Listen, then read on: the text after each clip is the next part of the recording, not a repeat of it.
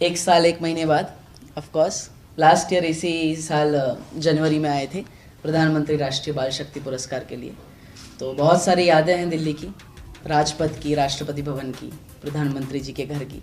तो यहाँ पे आते हैं तो एक नॉस्टैल्जिया फील होता है कि सब यादें आती है एक साल पहले जब बहुत बड़ा सम्मान मिला था, और रिस्पॉन्सिबिलिटी भी फील होती है कि जो रिस्पॉन्सिबिलिटी आपको हमारे देश के बड़े बड़े लोगों ने दी है वो हमें कंटिन्यू करनी है। तो एज एन एक्टर भी वो हमेशा दिल्ली आते हैं तो वो फील होता है। शो की बात करें तो बहुत ही अच्छा एक नया सीज़न है, एक नए अंदाज से।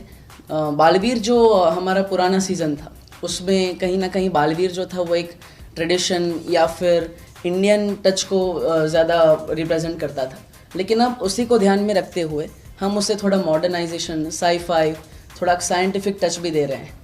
तो इसलिए बालवीर इस बार एक नए अंदाज में है, अलग अलग पावर्स है उसके पास। इस बार बालवीर का उत्तराधिकारी भी है जो विवान है, और धीरे धीरे वो भी बालवीर बन रहा है। लेकिन अभी जैसे आप देख सकते हैं कि 100 एपिसोड जैसे बालवीर के ख़त्म हुए हैं, उसके बाद बालवीर की शक्तियाँ छीन ली गई, वो देवू बन गया, उसकी याददाश्त चली गई। तो ये एक नया ट्रैक है जहाँ पे बालवीर अनजाने में विवान की जो माँ है वो सर्वकाल की एक एंट्री होती है, जो सर्वकाल मेन विलन है। तो उसे मारने के लिए बालवीर समझ नहीं पाता, वो गलती कर बैठता है और शौर्य वहाँ पे उसकी सारी शक्तियाँ छीन लेते हैं। तो वहीं पे बालवीर क्या करेगा आगे, तो विवान एज ए बालवीर उसकी हेल्प करता है, उसके घर पे ले जाता है। करुणा जी उसे अपना बेटा मानती है। तो धीरे धीरे ये जो ट्रैक डेवलप हो रहा है आगे जाके कैसे लीड करता है। अभी एक नए कैरेक्टर की, अनन्या की एंट्री हुई है देवू की लाइफ में। आगे धीरे धीरे कई सारे नए कैरेक्टर्स हैं, और इसी मंगलवार और बुधवार को यानी कल या परसों में एक नए हीरो नकाबपोश जो अच्छाई और सच्चाई का रक्षक है या फिर बुराई का, हमें पता नहीं है। मुझे नहीं पता, विवान को नहीं पता, तिमनासा को नहीं पता, तो कौन है वो, कहाँ से आया है, ये भी एक नया एंट्री है। तो धीरे धीरे हम एक नए ट्विस्ट, अनटर्न पेजेस, तिमनासा विलन क्यों है, बालवीर तिमनासा को क्यों मारना चाहता है, दोनों की दुश्मनी क्या है, कितनी पुरानी है, ये सब हम धीरे धीरे रिवील कर रहे हैं। What is the back story of the show, what is the main thing behind the show. Thank you so much.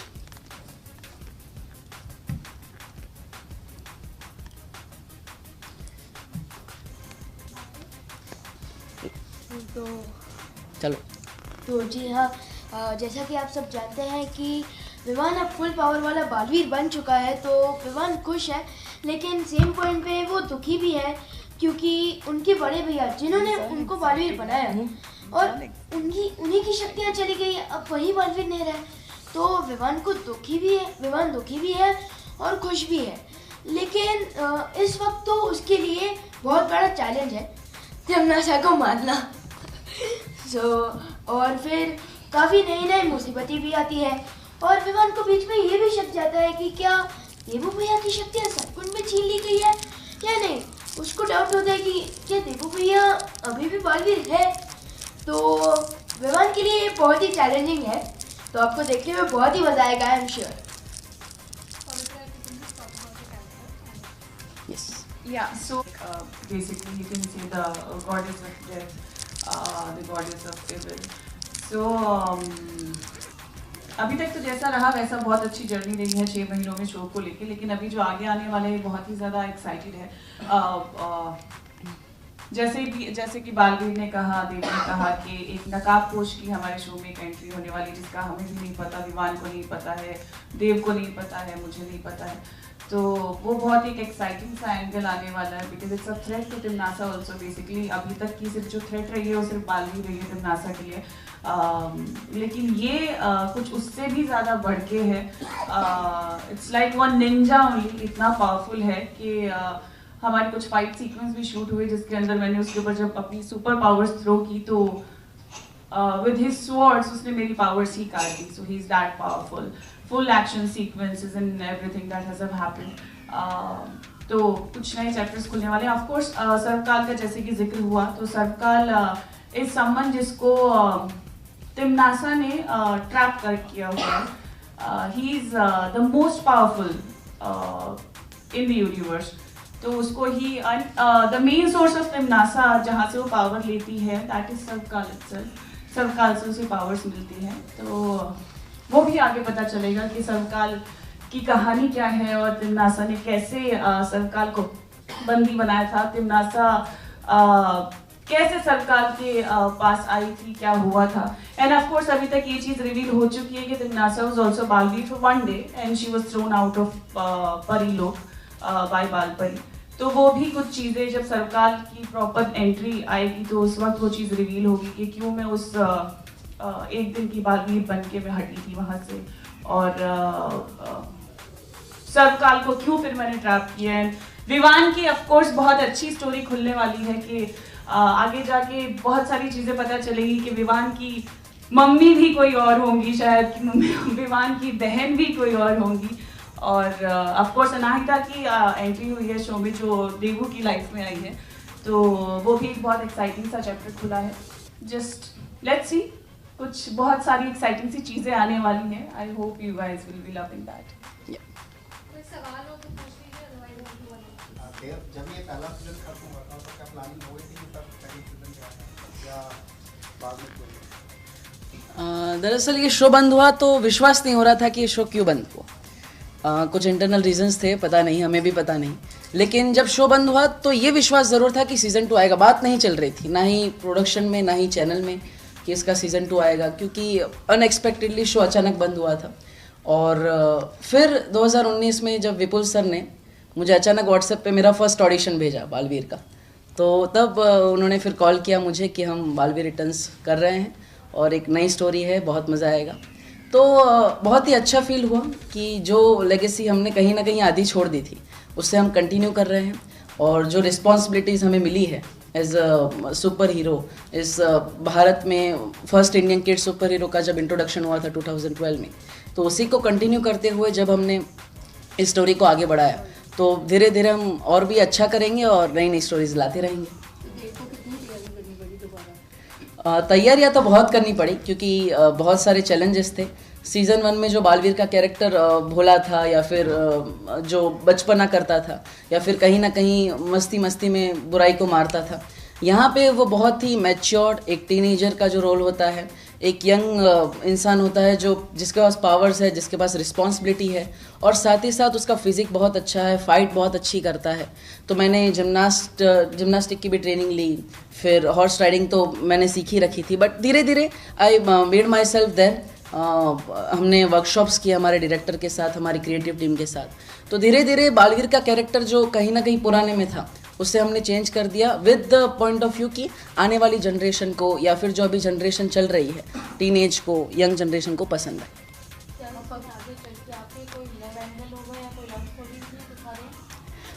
देखिए, अनन्या करके एक लड़की आई है जो बहुत ही अचानक से एक बच्चे को बचा लेती है एक्सीडेंट होने से। तो बालवीर मतलब देबू उससे इम्प्रेस हो जाता है और उससे बात करता है, लेकिन वो भी उतनी मतलब गिव एंड टेक वाली लड़की है कि सामने बोल देती है, जैसी आजकल की लड़कियां होती है, चुप नहीं बैठती, सामने बोल देती है। तो वो हमेशा परेशान करता है, अनजाने में अनन्या को परेशान कर देता है। तो धीरे धीरे देखिए रिलेशनशिप कहाँ जाता है।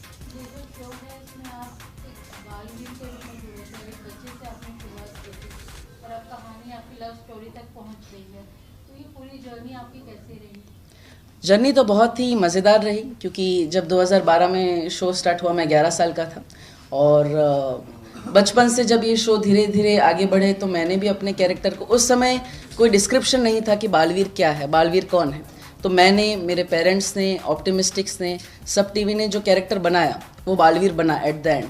तो बालवीर जो अच्छे लोगों को सीख देता है, बच्चों को सीख देता है।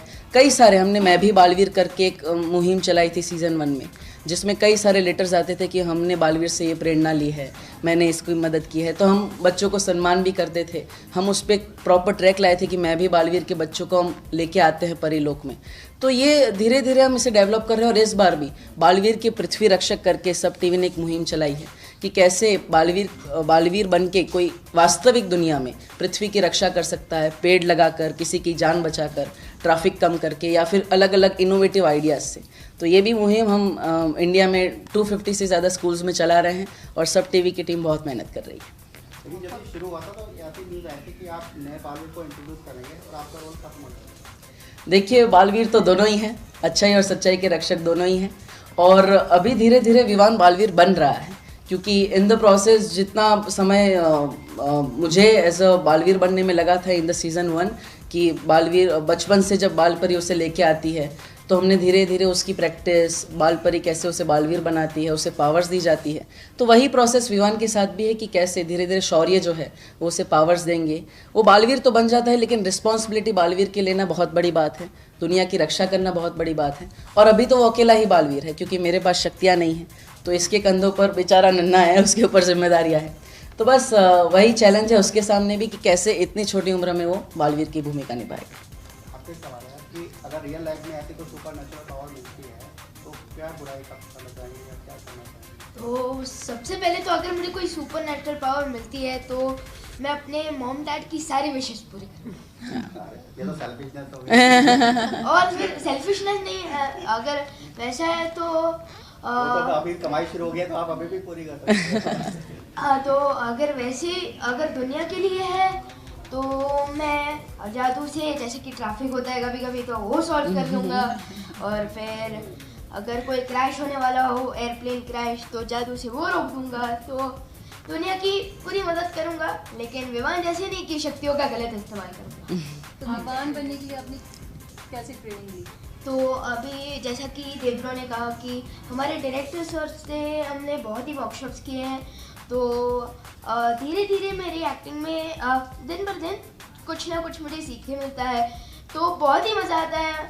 तो सर मुझे सिखाते रहते हैं और मैंने काफ़ी सारे सर, डायरेक्टर सर्स के साथ काम किया है, तो हर डायरेक्टर सर ने मुझे कुछ ना कुछ ज़रूर सिखाया है, तो बहुत ही मज़ा आता है। हमेशा पढ़ते भी हो? जी हाँ, और इस सेमेस्टर मुझे 95.6% भी आए थे, और अभी जो फाइनल एग्जाम्स है उसमें मैं तैयारी कर रहा हूँ, एंड आई होप 97% तो आई ही। कौन से क्लास? 6। तो आपके टीचर्स आपको सपोर्ट करते हैं? जी हाँ, और मुझे शूट में बीच बीच में टाइम भी मिलता है, तो मैं बुक्स लेके बैठ जाता हूँ। और मुझे प्रोजेक्ट में भी प्रोडक्शन वाले सर भी मुझे बहुत हेल्प करते हैं, मुझे उनके कंप्यूटर में प्रोजेक्ट कंप्लीट करने दिया। कैसा लगता है आपको इन लोगों के साथ काम करना? बहुत ही मज़ा आता है। पवित्रा मैम, देवब्रो दोनों ही मुझे बहुत ही अच्छी अच्छी चीज़ें सिखाते हैं। मुझे काफ़ी सारे टिप्स भी देते हैं ताकि मेरी एक्टिंग इम्प्रूव हो और मेरी स्पीच इम्प्रूव हो, तो बहुत ही मज़ा आता है इनके साथ। हाँ पवित्रा मैम, मैं आपसे पूछना चाहूँगी कि जैसे अभी से छोटा बच्चा है, उसके साथ आप काम कर रहे हैं, आप ऑलरेडी नागिन में भी काम कर चुके हैं, उसमें भी आपका थोड़ा नेगेटिव रोल ही था, तो इसमें और उसमें कितना डिफरेंस आपको रहा, और क्या आपको मतलब, क्योंकि छोटा है तो उसको कितना सिखाना और उसका कैसा रहा, क्योंकि बॉन्डिंग बच्चों से बहुत जल्दी नेगेटिव होती नहीं, और आपका रोल सर नेगेटिव है, तो कैसा? कुछ नहीं, कई बार ऐसे होते हैं, जैसे किस्सा बताऊं तो कई बार भूल जाता है तो बच्चा ही ना, तो कई बार भूल जाता है कि बालवीर की तरह कैसे एंट्री लेंगे। तो कई बार जैसे दरवाज़ा खोलेगा, ये लात मारेगा दरवाजे पे, तो खड़ा हो जाता है ऐसे आके, मगर अरे बालवीर की तरह खड़े हो यार। अच्छा सॉरी। तो ऐसे कुछ छोटी छोटी चीज़ें हैं, बट हाँ बिकॉज दोनों ही मेन कैरेक्टर्स हैं शो के, दोनों they are the face of the show. तो ऑफ कोर्स वो छोटा भी आया है, Baalveer, Dev has already done the first season, so he's pro in who's Baalveer actually and playing this role. लेकिन when it comes to Vivaan नया है अभी, तो उसको थोड़ी सी मदद लगती है, लेकिन झूठ बोल रहा है, शुरुआत में थोड़ी सी मदद लगती थी, लेकिन अब ही इज लाइक वन मंजा हुआ खिलाड़ी and he handles his own things very nicely, he doesn't need anyone's help, I must say. Yes, Pavitra serials करके और अभी सीमंस का रोल करके कितना अंतर है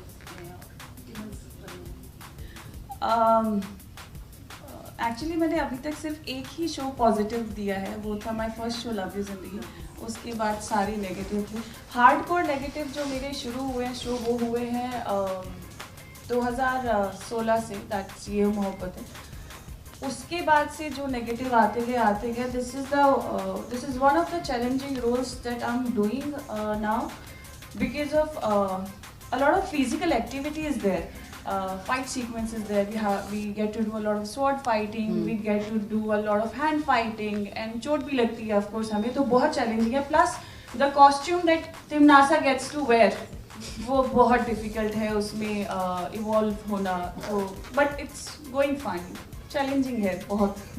माँ की negative role से. तो बोरियत नहीं होती बार-बार नेगेटिव करने का, और भी जॉनर एक्सप्लोर करने Negative is one. See, it's my perception, nothing personal to anyone. But negative एक ऐसा किरदार होता है निभाने के लिए कि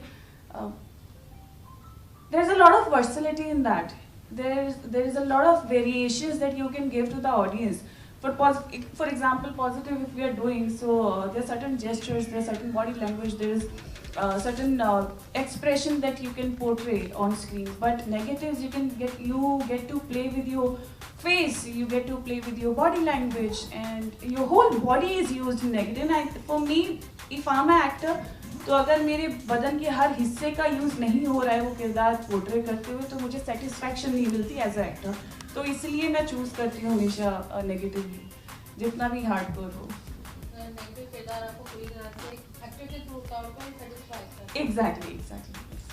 आपने इतने नेगेटिव रोल किए हैं, जैसे आपने बताया कि हर एक बॉडी आपकी उस नेगेटिव रोल में होनी चाहिए और डिफरेंट आप हमारे जो व्यूवर्स हैं उनको अलग अलग सीन्स आप देते हैं. तो आपका बेस्ट अभी तक नेगेटिव कौन सा था इतने टाइम? मेरा one of the best negative was ये है Mohabbatein, when I was playing Nidhi Chhabra. Of course it gave a lot of impact to people, in fact to the lawyers itself. I was playing the lawyer.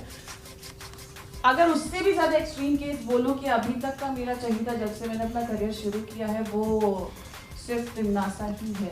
I won't be partial towards the show, but जो शिद्दत से इस show में काम करना पड़ता है, जिन कपड़ों के साथ और उन भारी भारी लाइंस के साथ. मैंने कभी ऐसे शोज़ नहीं किए जिसमें मुझे कुछ ऐसे शब्द बोलने पड़े जो बहुत ही माइथो साउंड करते हैं कई बार. तो यहाँ पे बहुत चैलेंजिंग है. तो मेरे लिए अभी तक का सबसे फेवरेट जो कैरेक्टर रहा है नेगेटिव में, वो तिमनासा ही है. अच्छा, ये जो गैप रहा इन दोनों के बीच में, उसमें आपका क्या किया? मतलब स्टारडम मिल चुके थे. हाँ, तो दरअसल मैं बहुत चूज़ी हूँ अपने कैरेक्टर्स को लेके. ऐसा नहीं है मौके नहीं मिले, मौके कई मिले, लेकिन मैं हमेशा वही रोल सिलेक्ट करता हूँ जो मुझे और मेरे पेरेंट्स को पसंद आता है.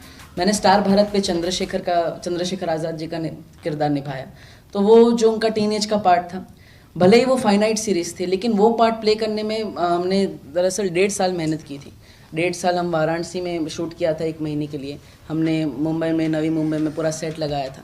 तो वो एक ऐसा अलग ही शो था जो अनफॉर्चुनेटली फेमस नहीं हुआ, लेकिन वो एक ऐसा शो था जो इंडियन टेलीविज़न से परे था. तो चंद्रशेखर में मुझे वो प्ले करने का जो मौका मिला, भले ही वो कम टाइम के लिए था, लेकिन मुझे सीखने को बहुत मिला. और वो मेरा जो टीनेजर का जो पार्ट होता है, जहाँ से आप बच्चे से टीनेजर जाते हैं 17-18 के एज में, तो उसमें मुझे वो पार्ट प्ले करने का मौका मिला. So of course that was a big thing. मौके कई मिले, वेब सीरीज़ कई मिली, but I wasn't happy with that. That's it. Yep, thank you.